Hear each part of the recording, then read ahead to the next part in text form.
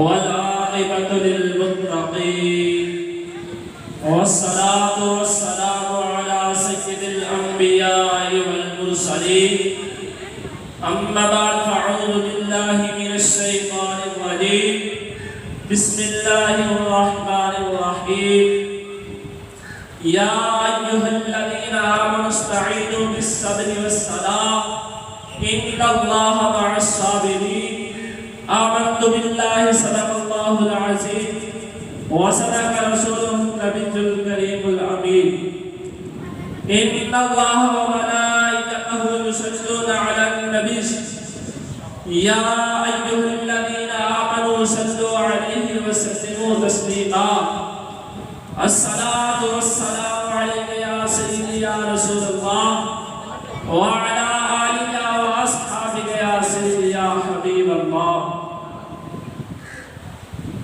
جہاں سے مولا علی نے مانگا، جہاں سے مولا علی نے مانگا وہاں سے ہر ایک ولی نے مانگا.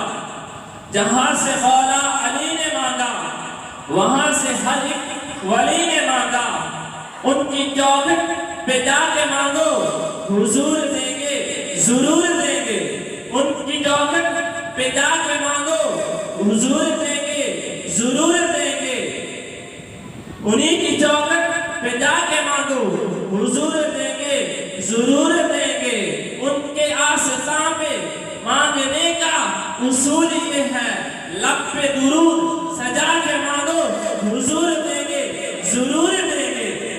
تو ذرا پڑھیے الصلاۃ والسلام علیک یا سیدی یا رسول اللہ وعلی آلک واصحابک یا سیدی یا حبیب اللہ. اللہ تبارک و تعالی جل جلالہ وعم نوالہ وعظم شانہ وعظم برہانہ کی حمد و ثنا ہمارے پیارے آقا احمد مجتبی محمد مصطفیٰ صلی اللہ علیہ وآلہ وسلم کی بارگاہ میں درود و سلام کا نذرانہ پیش کرنے کے بعد میرے اساتذہ کرام اور ہم مکتب ساتھیوں السلام علیکم. اللہ تبارک و تعالی نے قرآن مجید فرقان حمید میں ارشاد فرمایا یا ایھا الذین آمنوا استعینوا بالصبر والصلاۃ ان اللہ مع الصابرین. کرنے کا حکم صرف ایمان والوں کو ہے. اے ایمان والوں، جب بھی تم کسی مصیبت میں، کسی پریشانی میں، کسی آزمائش میں، کسی رنج و غم میں مبتلا ہو جاؤ تو رب کائنات نے پریشانی اور دکھ دور کرنے کا نسخہ بیان فرمایا ہے. فرمایا استعینوا بالصبر والصلاۃ کہ اللہ تبارک و تعالی سے مدد چاہو صبر اور نماز کے ساتھ. استعینوا سے ثابت ہوتا ہے کہ صبر کرنے والوں اور نماز پڑھنے والوں کی مدد اللہ تبارک و تعالی خود فرماتا ہے. صبر کرنا اور نماز پڑھنا یہ مومن کی پہچان ہے. تو اللہ تبارک و تعالی نے فرمایا ان اللہ مع الصابرین کہ بے شک اللہ تبارک و تعالی صبر کرنے والوں کے ساتھ ہے. تو معلوم ہوا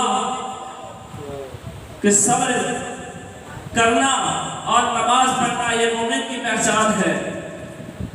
تو صبر کرنے والوں کے ساتھ کوئی اور ہو یا نہ ہو، خدا یقیناً صبر کرنے والوں کے ساتھ ہے.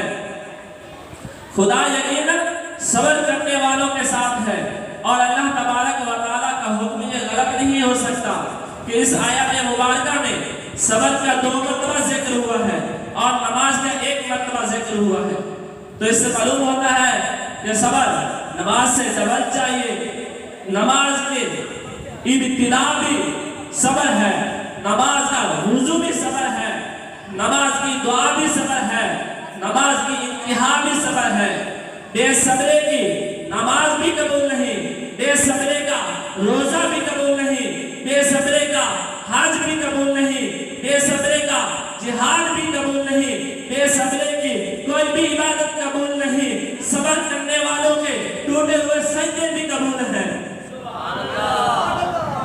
حضرت محترم حضرت امام جعفر صادق رضی اللہ تعالی عنہ فرماتے ہیں کہ صبر کا ایمان کے ساتھ وہی تعلق ہے جو سر کا جسم کے ساتھ تعلق ہے۔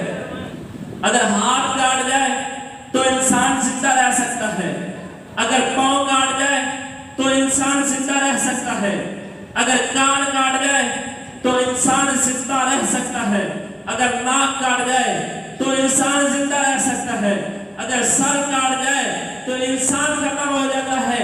اسی لیے اگر صبر ختم ہو جائے تو ایمان ختم ہو جاتا ہے۔ تو حضرات محترم، جب بھی کسی مسلمان کو مصیبت پہنچے تو اسے شکوہ شکایت نہیں کرنی چاہیے کہ یا اللہ میں نماز پڑھتا ہوں، میرا ہی بیڑا غرق ہو گیا ہے۔ بے صبری کرو گے تو امتحان میں فیل ہو جاؤ گے، اگر صبر کرو گے تو امتحان میں کامیاب ہو جاؤ گے۔ اس کی بات میں، اس کی ہر بات میں کوئی نہ کوئی راز ہوتا ہے کہ جب بھی اللہ تبارک و تعالی کسی مسلمان کا امتحان لے تو سمجھ لو کہ اللہ تبارک و تعالی کچھ عطا کرنے والا ہے، کچھ عطا کرنا چاہتا ہے، پریشان نہیں ہونا چاہیے۔ اللہ تبارک و تعالی نے ارشاد فرمایا وَبَشِّرِ الصَّابِرِينَ کہ صبر کرنے والوں کو خوشخبری دے دو، مبارک بات دے دو۔ تو اللہ محترم، اللہ تبارک و تعالی صبر کرنے والوں کو خود مبارک بات دیتا ہے۔ تو یا اللہ صبر کرنے والے کون لوگ ہیں؟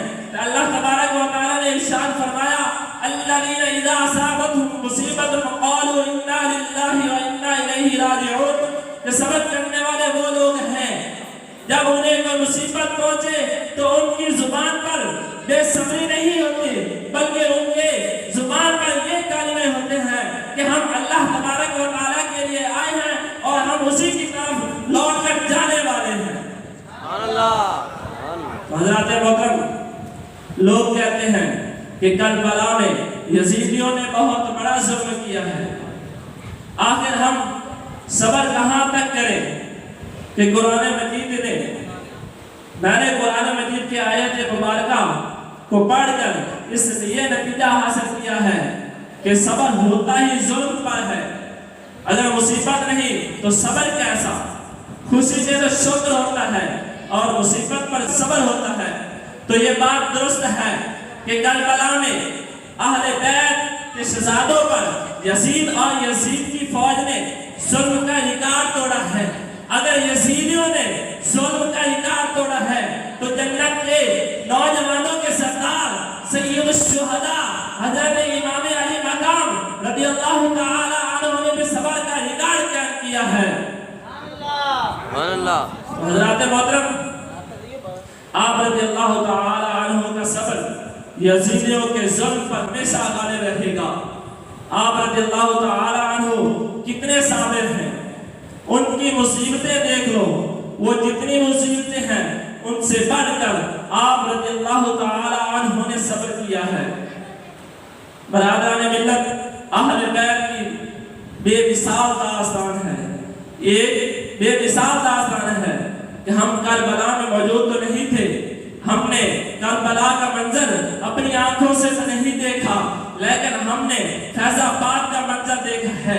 جس وقت ظلم و ستم کے پہاڑ ٹوٹ رہے تھے، جس وقت شہر برسائے جا رہے تھے، سیدھی گولیاں چلائی جا رہی تھی، کارکنان کو شہید کیا جا رہا تھا، تو اس وقت وہ کنٹینر پر بیٹھا ہوا امام حسین کا جانشین، امام عالم علی مقام کا خادم، وہ یہ نہیں کہہ رہا تھا کہ ان پولیس والوں کو پکڑو، ان پولیس والوں سے بدلہ لو، ان پولیس والوں کو مارو، یہ نہیں کہہ رہا تھا، بلکہ وہ خادم حسین صبر و استقامت کا پہاڑ بن کر یہ کہہ رہا تھا کہ اے بچوں، ان پولیس والوں کو چھوڑ دو، یہ ہمارے اپنے ہی بچے ہیں۔ تو 14 صدیوں بعد آنے والے خادم حسین کے صبر و استقامت کا یہ مقام ہے، تو 14 صدیوں پہلے آنے والے امام حسین کے صبر و استقامت کا کیا مقام ہوگا؟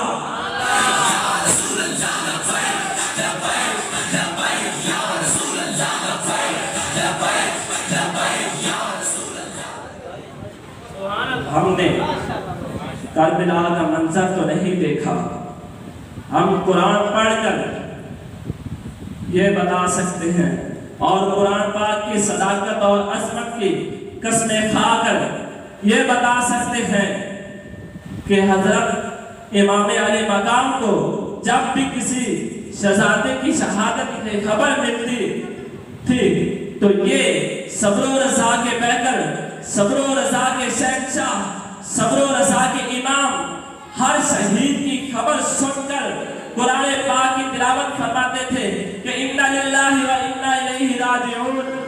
تو حضرت محترم حضرت امام علی مقام نے صبر کیا ہے۔ تو کسی شاعر نے خوب کہا کہ خاصان حق کا خلق میں رتبہ بلند ہے، خاصان حق کا خلق میں رتبہ بلند ہے، صابر رہو کہ صبر خدا کو پسند ہے، صابر رہو کہ صبر خدا کو پسند ہے۔ وما علینا